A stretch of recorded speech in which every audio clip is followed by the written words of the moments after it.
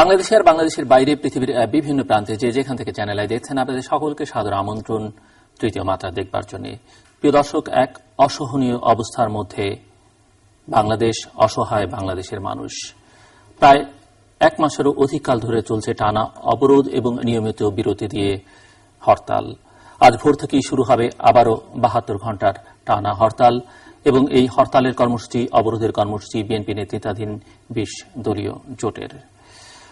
অর্ধশতেরও বেশি মানুষ প্রাণ দিয়েছেন এই আন্দোলন চলাকালে সহিংসতা এবং নাশকতায়। এই সহিংসতা এবং নাশকতার দায় যারা আন্দোলন করছেন তারা যেমন নিচ্ছেন না, অন্যদিকে সরকারের দিক থেকে অভিযোগ, মূলত অভিযোগের তীরটা এই যারা আন্দোলন করছেন তাদের দিকে। অন্যদিকে বিরোধী পক্ষের অভিযোগ হচ্ছে যে সরকার বা সরকারের এজেন্সি বা অন্য কেউ এগুলো করে তাদের দিকে দায় চাপাচ্ছেন। এবং আরও অভিযোগ তারা যেটি করছেন যে গত কয়েকদিন ধরে দেখা যাচ্ছে যে প্রতিনিয়তই আইন শৃঙ্খলা রক্ষাকারী বাহিনীর হাতে কথিত বন্দুকযুদ্ধে বিভিন্ন রাজনৈতিক অর্থাৎ যারা আন্দোলন করছেন ২০ দলীয় জোটের বিভিন্ন দলের নেতাকর্মীরা নিহত হচ্ছেন। এবং গল্পটা তাদের কাছে তারা যেটি বলছেন যে মোটামুটি একই ছকে একই রকমের গল্প। এবং গতকালও প্রায় ১০ জনের মতো মানুষ জীবন দিয়েছেন। অর্থাৎ পুরো নিহতের ঘটনা, হত্যাকাণ্ডের ঘটনা সব মিলিয়ে যদি দেখা যেতে পারে এটি শত ছুঁই। আর কয়েকশো মানুষ এখন জীবন মৃত্যুর সঙ্গে লড়াই করছেন গোটা দেশ জুড়ে বিভিন্ন হাসপাতালের বার্ন ইউনিটে। দেশের অর্থনীতি বিপর্যস্ত, ৫০০-ও বেশি গাড়ি পুড়েছে এই সময়টাতে, প্রায় ১০টিরও বেশি রেলে নাশকতা হয়েছে। শিক্ষা ব্যবস্থা মোটামুটিভাবে বিপর্যস্ত। এসএসসি পরীক্ষা নিয়মিত পেছাতে হচ্ছে সরকারকে, যদিও সরকার সিদ্ধান্ত নিয়েছে যে পরীক্ষা চলবে, কিন্তু শেষ পর্যন্ত তারা ছাত্রদের নিরাপত্তার কথা ভেবেই হয়তো পরীক্ষাগুলো পিছিয়ে দেবার চেষ্টা করছেন। পুলিশের প্রধান গতকাল রাত ৯টার পরে গাড়ি বের না করবার জন্য অনুরোধ জানিয়েছিলেন, যদিও সরকারের দিক থেকে বারবার বলা হচ্ছিল সেই ৫ই জানুয়ারির পর থেকে ৭ দিনের মধ্যেই পরিস্থিতি ঠিক হয়ে যাবে। যদিও বেশ কয়েকটি ৭ দিন যদি আমরা একটা ইউনিট হিসেবে ধরি, বেশ কয়েকটা 7 দিন কিন্তু ইতিমধ্যেই পার হয়ে গেছে। বরং এখন তারা বলছেন যে কোনো সংলাপ নয়, কোনো আলোচনা নয়, কোনো সমঝোতা নয় সন্ত্রাসীদের সঙ্গে, এবং এই জঙ্গিবাদ বা সন্ত্রাসবাদের নেত্রী বা যে দল তারা করছেন তাদের সঙ্গে কোনো সংলাপ নয়। কিন্তু পরিস্থিতি কিভাবে তারা সামাল দেবেন সেটিও তারা স্পষ্ট করে বলছেন না বা বলতে পারছেন না। শুধু বলছেন যে প্রশাসনিক হস্তক্ষেপের মাধ্যমেই সেটি করা সম্ভব হবে, কিন্তু জনগণ তাতে আশ্বস্ত হতে পারছে না। এই সংকট কেন, সংকটের উৎস কোথায় এবং এই সংকট থেকে পরিত্রাণের উপায় কি? একটি হচ্ছে আশু পরিত্রাণ, দ্বিতীয়ত হচ্ছে মধ্যমেয়াদে এ থেকে উপায় কি?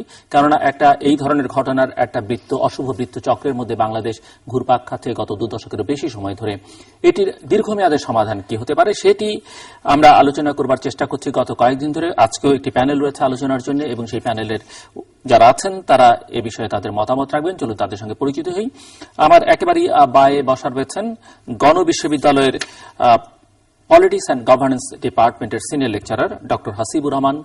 তারপরে রয়েছেন নর্থ সাউথ ইউনিভার্সিটির পলিটিক্যাল সায়েন্স অ্যান্ড সোশিওলজি ডিপার্টমেন্টের ফ্যাকাল্টি ডক্টর মাহবুবুর রহমান।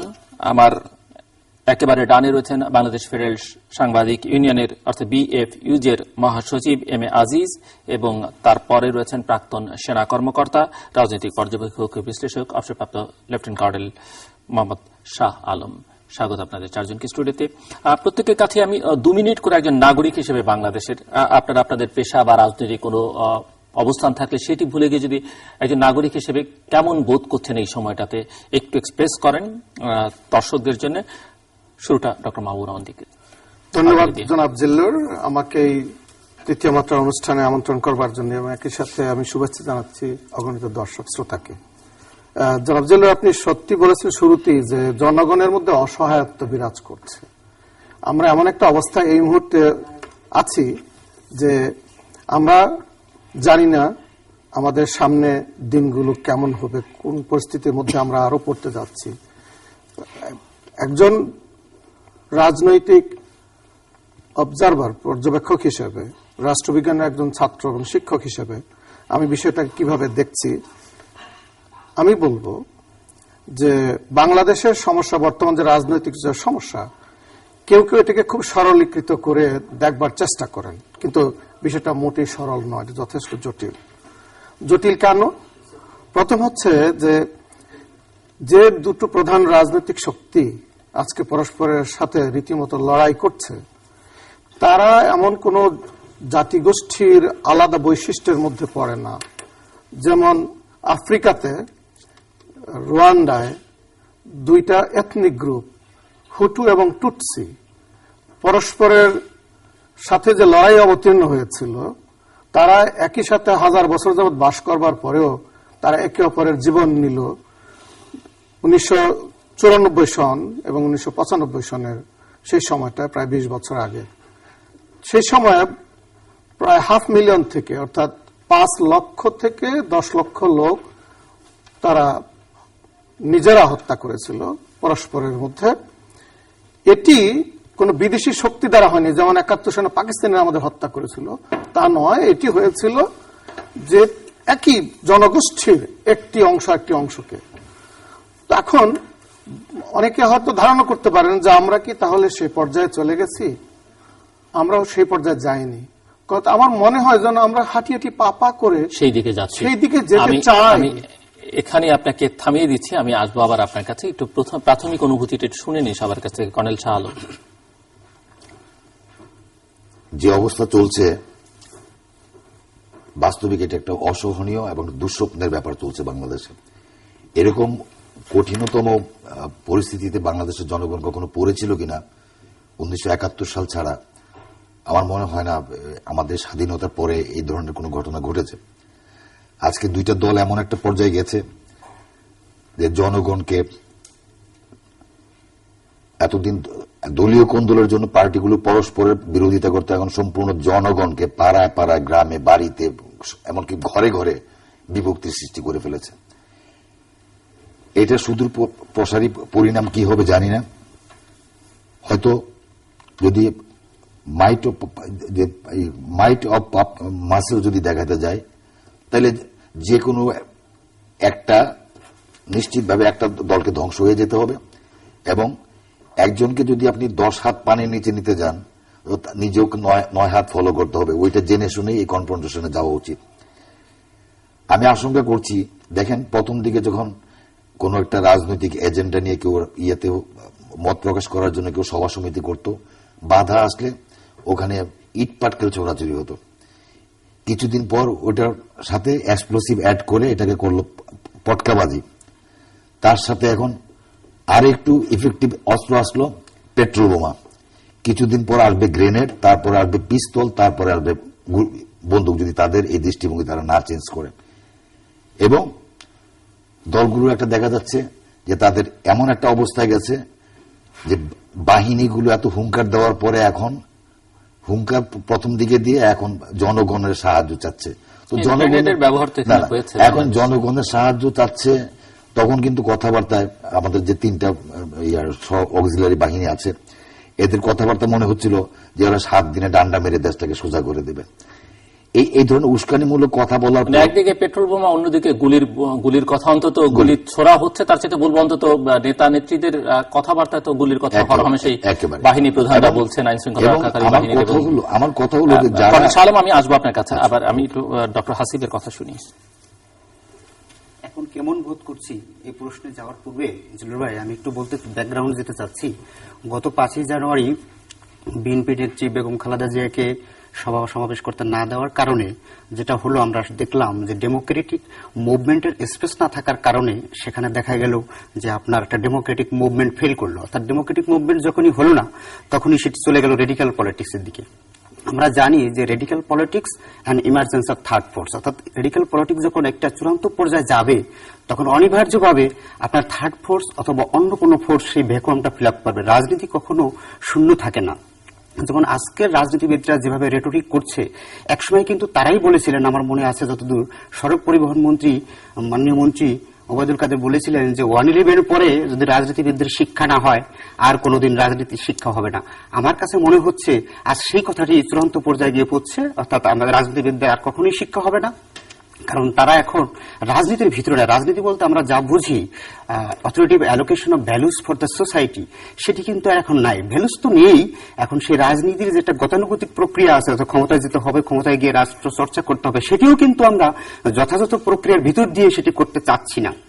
অর্থাৎ রাজনীতি ব্যর্থ, রাজনৈতিক প্রক্রিয়া ব্যর্থ এবং রাজনীতিবিদদের রেটরিক পর্যায়ে চলে গেছে।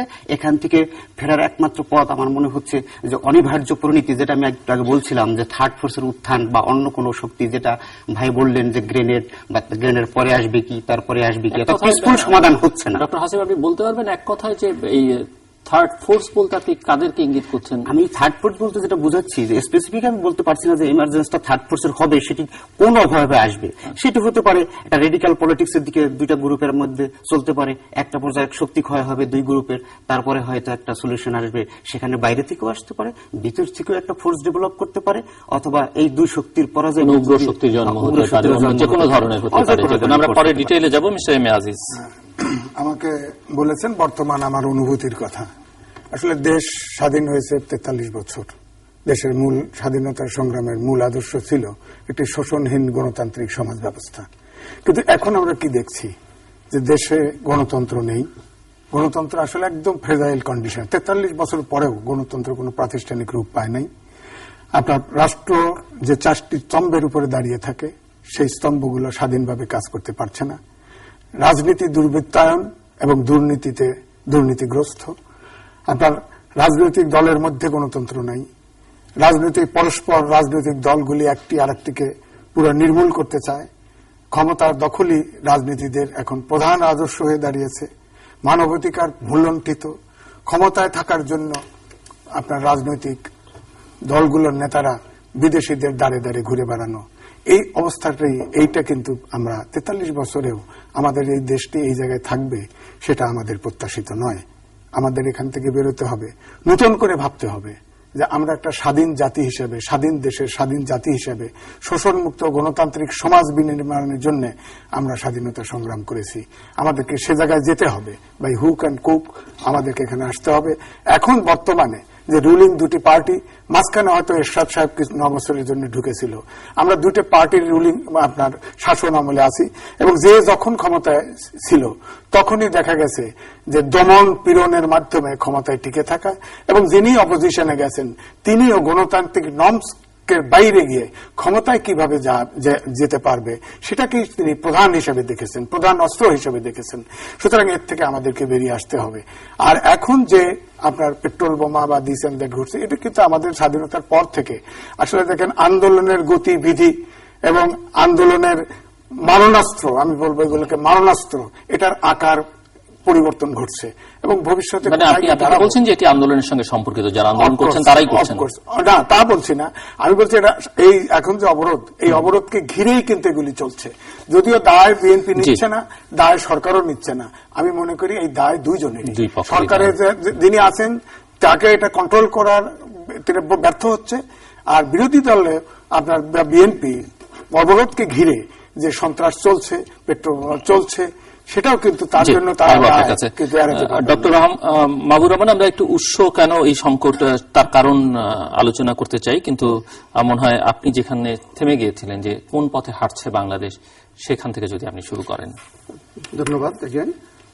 যে কথা বলছিলাম যে যদি সমঝোতায় না পৌঁছানো যায় তাহলে পরে সংঘাত থেকে সহিংসতা অবধারিত। কাজেই কিসের সমঝোতা বা কেন সমঝোতা? মানে সরকারের সরকার বলছে যে সংলাপ করবে না, কিন্তু যে সমঝোতার কথা আপনি বলছেন কিসের জন্য সমঝোতা, কে কার সঙ্গে সমঝোতা করবে? সুন্দর বিষয়টা হচ্ছে যে জনগণের দ্বারা নির্বাচিত প্রতিনিধিরাই দেশ শাসন করবে, আমাদের সংবিধানের কথা। It's a compulsion. এখন যেহেতু 1914 সনের 2014 সনের এই 5 জনের নির্বাচন নিয়েই কিন্তু এই সমস্যাটা সৃষ্টি হয়েছে। কাজেই সরকারের জন্যও সেই ম্যান্ডেট যদি প্রশ্নাতীত থাকে, সরকারের জন্য পরিস্থিতি মোকাবেলা করা আরো সহজতর হবে। আর যদি এই ম্যান্ডেট নিয়েই প্রশ্ন থাকে তাহলে এক ধরনের sense of illegitimacy or lack of legitimacy will prevail. আপনি বলছেন যে ক্ষমতা হস্তান্তরের প্রক্রিয়া নিয়ে যে মতভিন্নতা, সেই জায়গায় একটা সমঝোতা হতে হবে। যেমন ধরুন হয়তো অপোজিশনের এই বক্তব্য আমরা এগ্রি করি বা নাই করি, হয়তো তারা এটা বলতে পারে যে আমরা তো বলছি না আমাদেরকে এখনই ক্ষমতায় বসিয়ে দাও, আমরা যেটা বলছি যে জনগণকে এই সুযোগটা দাও, তারা যাতে তাদের প্রতিনিধি নির্বাচন করতে পারে। এখন সরকার হয়তো যুক্তি দিচ্ছে এবং বলছে যে সুযোগ তো দেওয়া হয়েছিল, সেই নির্বাচনে যেহেতু বিএনপি আসেনি, কাজে এই দায়ভার কেন জনগণ নেবে, কেন সরকার নেবে, এটা তো বিরোধী দলের উপরই বর্তায়। কিন্তু আবার বিরোধী দলের পক্ষ থেকে বলা হচ্ছে যে তারা যে আশঙ্কা করেছিল যে যদি কোন একটা নিরপেক্ষ প্রশাসনের অধীনে না হয় নির্বাচন, তাহলে সেই নির্বাচন অর্থহীন হয়ে দাঁড়াবে, সমস্যা সমাধানের পরিবর্তে সমস্যাকে নতুন করে উজ্জীবিত করবে, জীবিত রাখবে, শুনো না বাড়াবে। তো পরবর্তী পর্যায়ে দেখা গেল যে আসলেই তো তাই, সমস্যা তো বেড়েছে, সমস্যা তো কমেনি। তো কাজেই ওই জায়গাটায় ফিরে যেতে হবে যে মানে কোন ধরনের সমঝোতা বলতে আমরা এটাই বোঝাচ্ছি যে পারস্পরিক আদান প্রদান, সেটা কি ফর্মে হবে। আমি একেবারে সাধারণ একজন নাগরিক হিসেবে বাংলাদেশের কোন পার্টিজান না হয়ে আমি আপনাকে একটা প্রশ্ন করতে চাই, একজন পলিটিক্যাল সায়েন্টিস্ট হিসেবে আপনি আমাকে বলেন যে এই দুটো পক্ষের মধ্যে যদি সমঝোতা হয়, আপনাদের কাছে এই প্রশ্ন আমার থাকবে, আপনার উত্তরে আনবার চেষ্টা করবেন, তাহলে আসলে যে অশুভ বৃত্তচক্রের মধ্যে আমি বলছি যে 2 দশকের বেশি সময় ধরে মানুষ ঘুরপাক খাচ্ছে, সেখান থেকে বেরোতে পারবে কিনা। কেননা হচ্ছে এই যে ইলেকশন নিয়ে বিরোধটা কিন্তু সেই 91 পর থেকেই কম বেশি আছে। 91 ইলেকশনে যখন বিএনপি জিতল প্রথম, সেটি অবশ্য একটা আন্ডারস্ট্যান্ডিং এর মধ্যে দিয়ে সরকার, বিচারপতি শাহাবুদ্দিনের নেতৃত্বে, সেখানেও কিন্তু যারা হেরেছে তারা সন্তুষ্ট হয়নি। এবং দিনে দিনে দেখা গেল যারা হারেন তারা সংসদ বর্জন করেন, যারা জেতেন তারা মনে করেন পুরো দেশটাই তাদের, এবং যারা হেরে যান তারা সবকিছু থেকে বঞ্চিত। এটি হয়ে আসছে, আওয়ামী লীগ ক্ষমতায় থাকুক আর বিএনপি ক্ষমতায় থাকুক। এবং একটা সময় সে লক্ষ্য করে গেল যে যারাই ক্ষমতায় যাচ্ছেন তারা নির্বাচনটাকে ম্যানিপুলেট করবার জন্য, এবং তাদের যদি 2/3 আসন থাকে তাহলে তারা সাংবিধানিকভাবে সেটিকে ম্যানিপুলেট করবার জন্য ব্যবস্থা গ্রহণ করেছেন। এবং সেটি থেকে আজকে যেমন পেট্রোল বোমা দেখেছি, এর আগেও আমরা দেখেছি, একটা সময় জনতার মঞ্চ দেখতে হয়েছে, একটা সময় পলিটিসাইজেশনের কথা বলেছেন কর্নেল শাহ আলম, পুরো প্রশাসন দেখা গেছে যে রাজপথে নেমে এসেছে, যেখান থেকে অনেকে মনে করে থাকেন যে পলিটিসাইজেশনের হয়তো একটা নতুন মাত্রা পেয়েছে। লগি বৈঠা দেখা গেছে, মানুষ মেরে তার উপরে নৃত্য করা দেখা গেছে। তো এই চিত্র তো বদলাচ্ছে না, বরং দিনে দিনে এটি মাত্রা বাড়ছে, ভয়াবহতার রূপ পাচ্ছে, পাশবিকতার। আমি বলছি যে এই আওয়ামী লীগ আর বিএনপির মধ্যে একটি সমঝোতা হলো, একটি ইলেকশন হলো, বিএনপি বা আওয়ামী লীগ আবার ক্ষমতায় আসলো, তো তাতে করে এখান থেকে তো বেরোতে, তারা তো নিশ্চয়তা দিতে পারছেন না যে 5টি বছর যে ক্ষমতায় আছেন তিনি দেশটাকে ভালোভাবে গভর্ন করবেন, অন্যরা পরবর্তী নির্বাচনের জন্য নিজেদেরকে তৈরি করবেন, মানুষের আস্থা অর্জনের চেষ্টা করবেন, এবং 5 বছরের পরে হয়তো আমরা 100% সুশাসনের মধ্যে থাকবো না, কিন্তু গভর্নেন্সের একটা মাত্রাটা, একটা ইন্ডেক্সটা ধীরে ধীরে ধীরে ধীরে লেভেলটা উন্নীত হবে বলে জনগণ আশা করতে পারে। জনাব জিল্লুর, আপনি নিজেও রাষ্ট্রবিজ্ঞানের ছাত্র, আপনি এটা জানেন যে we have to start somewhere. There has to be a point from where we can begin. এখন একসাথে সব সমস্যার সমাধান আমরা করতে পারবো না, এবং এটা প্রত্যাশা করাও যথার্থ নয়। কাজেই acceptability has to be there, অর্থাৎ যারা দেশ চালাবেন তাদের ম্যান্ডেটের ব্যাপারে যেন প্রশ্ন না থাকে। এটা গণতন্ত্রের কথা যারা বলেন, যেমন রবার্ট ডল, তিনি কথা বলেননি যে এটাই প্যানাসিয়া, এটাই সব সমস্যার সমাধান, কিন্তু মিনিমাল যেটা কন্ডিশন, উনি 7টা কন্ডিশনের কথা বলছেন। তার মধ্যে অন্যতম এটাই যে প্রক্রিয়ায় একটি সরকার প্রতিষ্ঠিত হবে সেটি যেন সম্মতির ভিত্তিতে হয়, কনসেন্ট অফ দি গভর্নর। আমি আপনার কথা মেনে নিচ্ছি, এবং এটি হয়তো প্রণিধানযোগ্য এবং বিবেচনার দাবি রাখে, এবং এটি হয়তো যৌক্তিক, কিন্তু আমাদের এই পলিটিক্স এখন যে জায়গায় দাঁড়িয়েছে, দুটো দলের যে মনস্তত্ত্ব নেতাদের, সেখানে তো তারা খুব হাল্লা সেটি মানতে চাইবেন না, কিন্তু তারপরেই চাইছেন ক্ষমতায় থাকতে, ক্ষমতায় থেকে দেখুন যে বিরোধী দল ভাগ বাটোয়ারা, লুটপাট যেভাবেই আমরা বলি না কেন, এর বাইরে তো অন্য কিছু আছে বলে মনে হয় না। আচ্ছা, 2008 সনের নির্বাচন এবং 2014 সনের নির্বাচনের মধ্যে যদি আমরা তুলনা করি, তাহলে আমরা কি দেখতে পাই? 2014 সনের নির্বাচনটা হয়েছিল আসলে অনেকটা 1996 সনের ফেব্রুয়ারি নির্বাচনের মতো। কাজে এই দুটো নির্বাচনই অনেক বেশি প্রশ্নবিদ্ধ, কিন্তু 2008 সনের নির্বাচন কিন্তু যে দল হেরে গেছে সে দল কিন্তু এই কথা বলতে পারেনি যে এই নির্বাচন মানি না। কিন্তু ডক্টর রহমান, একথা তো ঠিক যে 2008-এর পরে নির্বাচনের পরে যারা হেরে গেছেন তারা সংসদে যায়নি, তারা একেবারেই যায়নি, এটা উল্লেখ করার মতো যায়নি বলেই ভালো। দ্বিতীয়ত হচ্ছে যে মানে অর্থাৎ সংসদীয় রাজনীতির প্রতি তারা এক ধরনের অশ্রদ্ধা দেখেছে, তারা নিপীড়িত নির্যাতিত হয়েছে, সেই অভিযোগ তাদের আছে, সরকারের দিক থেকে করা হয়েছে। যারা ক্ষমতায় গেছেন তারা পুরো সংবিধানকে একদম উল্টে পাল্টে ফেলেছেন তাদের ক্ষমতার বলে, তো মনস্তত্ত্বে তো কোনো পরিবর্তন হয়নি। নির্বাচনটা ভালো হয়েছে, কিন্তু ক্ষমতায় যিনি গেলেন তিনি ভালো কি করলেন, আর যিনি ক্ষমতার বাইরে থাকলেন তিনি কি ভালো করলেন? Rules of the game set করবার পরে যদি এর মধ্যেই আমরা থাকি তাহলে পরে রুলসের উন্নয়ন সম্ভব। আর যদি সেখান থেকে আমরা পিছিয়ে পড়ি তাহলে যাত্রা করতেই আমাদের বাকি সময় লেগে যাবে। যেমন আজকের যে সমস্ত অনাচার, যেই সহিংসতা আমরা দেখতে পাচ্ছি, জাতি এ পর্যায়ে আসবার কোন সুযোগই পেত না, যাওয়ার প্রশ্নই আসতো। আপনি বলছেন যদি ওই নির্বাচনটি ঠিক এবং জাস্টিফাই করার তো কোনো প্রশ্নই আসে না। অবশ্যই যারা এই সহিংসতার সূত্রপাত করেছেন, সহিংসতা করে বেড়াচ্ছেন, তাদেরকে তার দায়ভার নিতেই হবে। কিন্তু আমাদের যদি সমস্যা সমাধান করতে হয় তাহলে পরে অবশ্যই আমাদেরকে দুটো বিকল্পের একটি বিকল্প বেছে নিতে হবে। সেটি হচ্ছে একটি শান্তিপূর্ণ সমাধান, আর একটি হচ্ছে রক্তক্ষয়ী সমাধান। আমি আবার আসবো আপনার কাছে। ইতিমধ্যেই ডক্টর মাহবুব রহমানের সঙ্গে যে কনভারসেশন গুলো সেগুলোর উত্তরও আপনারা দেবার চেষ্টা করবেন। মিস্টার আজিজ যদি শুরু করেন। হ্যাঁ, বিষয়টা এখানে 91 সাল আপনি বলেছেন, 91 সালের মানে আমি এখন সংকটের কারণ এবং এটাই বলছি। 91 পর থেকে প্রত্যেকটা আপনার নির্বাচনই কোন যে দল আপনার যে মেজরিটি পায় নাই, অপোজিশন তা রিজেক্ট করেছে। কিন্তু এটার কারণ আমার কাছে যেটা মনে হয় যে আমরা স্বাধীনতার পর থেকে অধিকাংশ সময় আমাদের দেশে কিন্তু মাইনরিটি গভর্নমেন্ট, মাইনরিটি সমর্থিত গভর্নমেন্ট শাসন করেছে। অর্থাৎ বিএনপি এবং আওয়ামী লীগ এই ঘুরে ফিরে দুটি দল সরকার গঠন করেছে। আপনি দেখেন দুটি পার্টিরই গড়ে 30 থেকে 35% ভোট, এবং এই ভোট নিয়ে যখন সরকার গঠন করে অপোজিশন আর পার্লামেন্টে যায় না। অর্থাৎ 35% জনগণের ম্যান্ডেট নিয়ে 65% লোক কিন্তু তাদের যে চয়েস, তাদের যে ভোটের ব্যাপারে, তাদের ভোটের ব্যাপার কিন্তু আর কোনো সম্মান প্রদর্শিত হলো না। তো এখন আপনার অর্থাৎ যখনই এক দল, ভার্চুয়ালি এক দল মাইনরিটি 30% ভোটের যে সরকার চালাচ্ছে এবং অপোজিশন বাইরে পার্লামেন্টে যায় নাই, কিন্তু সংসদীয় সরকারে অপোজিশন কিন্তু সংসদীয় দলের অংশ, কিন্তু আমাদের এই প্র্যাকটিসটা কখনোই হয় নাই। এবং এই কারণেই কিন্তু আমাদের দেশে গণতন্ত্র প্রাতিষ্ঠানিক রূপ পায় নাই। এবং এর থেকে কিন্তু মিসট্রাস্ট, মিসবিলিভ এবং প্রতিহিংসা এইটার কিন্তু জন্ম নিয়েছে। মানে অর্থাৎ ক্ষমতা কেন্দ্রিক রাজনীতি, ক্ষমতা দখলের রাজনীতি, ক্ষমতায় থাকার রাজনীতি, নির্যাতন, নিষ্পেষণ, অ্যারেস্ট, গুম, খুন, আপনার ক্রসফায়ার, এই করে করে আপনার ক্ষমতায় থাকা, এবং বিরোধী দলও আপনার গণতান্ত্রিক নর্মস না মেনে যে কোনো উপায়ে হোক সরকারকে কেমনে টেনে হিস্টে নামানো যায়, এই প্রবণতাটা কিন্তু প্রাধান্য পেয়েছে। সুতরাং এটা আমাদের, আমি বলবো যে এটা একটা রাজনৈতিক রাজনীতি একদমই নেই, কারণ ছাত্রদের মধ্যে রাজনীতি নেই, কোনো ছাত্র সংগঠন আসলে সেই অর্থে রাজনীতি করে না, শ্রমিকদের সেই রাজনীতি নেই, কোন শ্রমিক সংগঠন সেই অর্থে নেই।